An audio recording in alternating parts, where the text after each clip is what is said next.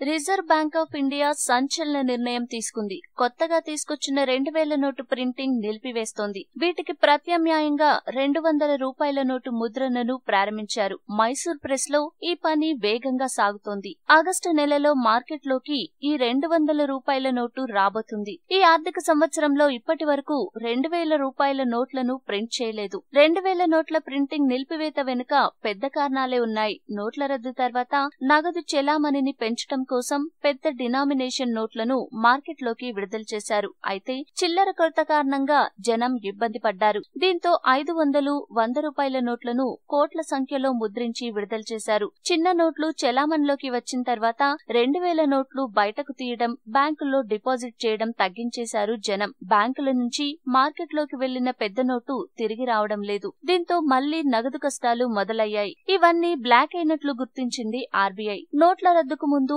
500 నోట్ల చెలామణి 47.85% ఉంటే నోట్ల రద్దు తర్వాత 43.60% ఉంది. రద్దుకు ముందు 1000 నోట్ల చెలామణి 38.54% ఉంటే ఇప్పుడు 2000 నోట్ల చెలామణి కేవలం 28.80% మాత్రమే ఉంది. అప్పట్లో 100 నోట్ల చెలామణి 9.61% ఉంటే ఇప్పుడది 20.30% ఉంది. అంటే నోట్ల రద్దు తర్వాత 2000, 500 నోట్ల సర్క్యులేషన్ బాగా తగ్గిపోయింది. 100, 50, 20, 10 రూపాయల నోట్ల చెలామణిలో 7% పెరుగుదల కనిపించింది. అంటే పెద్ద నోట్లు మొత్తం భద్రంగా మళ్లీ బ్లాక్ అయినట్లు గుర్తించింది కేంద్రం. వీటి విలువ కనీసం 2.5 లక్షల కోట్ల వరకు ఉండొచ్చని అంచనా. ఈ క్రమంలోనే మార్కెట్లో నోట్ల కష్టాలను తీర్చేందుకు 2000 నోట్ల ప్రింటింగ్ నిలిపివేసింది ఆర్బీఐ. అత్యంత వేగంగా మరిన్ని సెక్యూరిటీ ఫీచర్స్ తో 200 నోట్ల ముద్రణ ప్రారంభించింది.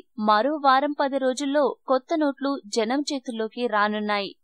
ఈ వీడియో మీకు నచ్చితే లైక్ చేయండి, అందరికీ షేర్ చేయండి, కానీ సబ్స్క్రైబ్ చేయడం మాత్రం మర్చిపోకండి.